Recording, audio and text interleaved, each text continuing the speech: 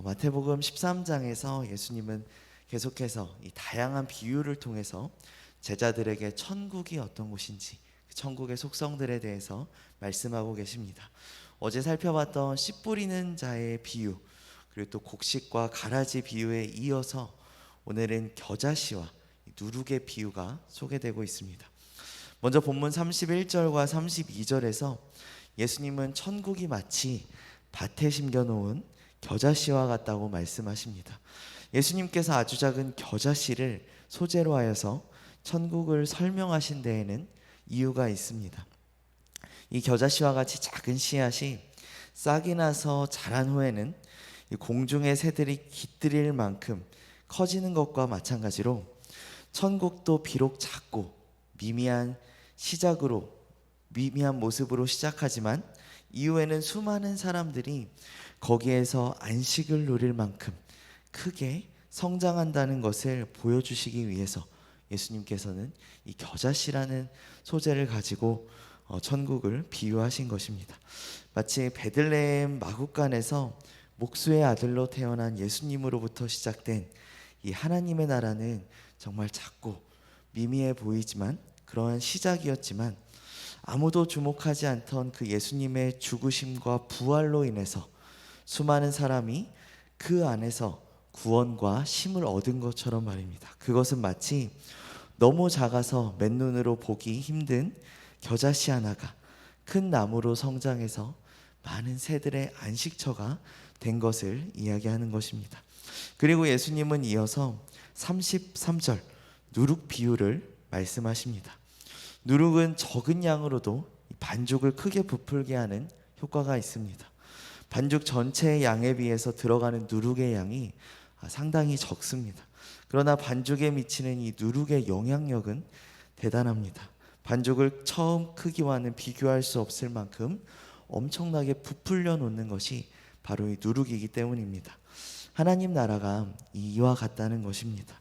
하나님 나라는 이런 누룩처럼 사람들 보기에는 부족해 보이고 굉장히 그 영향력이 미미해 보일지라도 사람들이 느끼지 못하는 사이에 온 세상에 널리 퍼져 나가게 됩니다. 이것은 마치 예수님의 제자들의 모습을 보면은 조금 더 이해하기가 쉽습니다. 그들은 지식인도 아니었고 또 영향력 있는 가문 출신도 아니었습니다.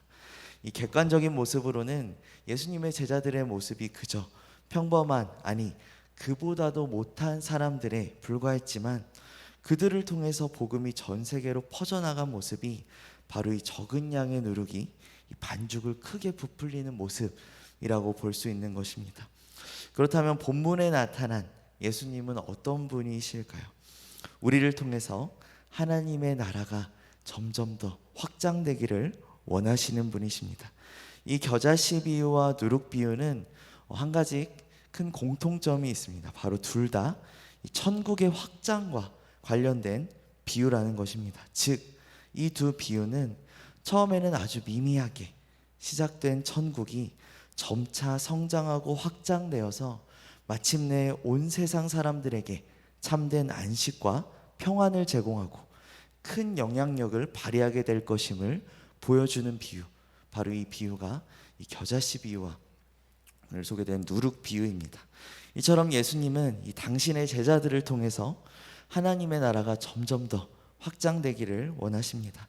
따라서 우리는 하나님 나라의 확장을 위해서 누룩과 같이 세상 가운데 복음의 영향력을 끼쳐야 할 것입니다.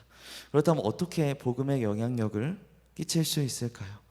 부족한 성경 지식을 채워야 할까요? 아니면 화려한 언변을 갖기 위해서 노력을 해야 할까요?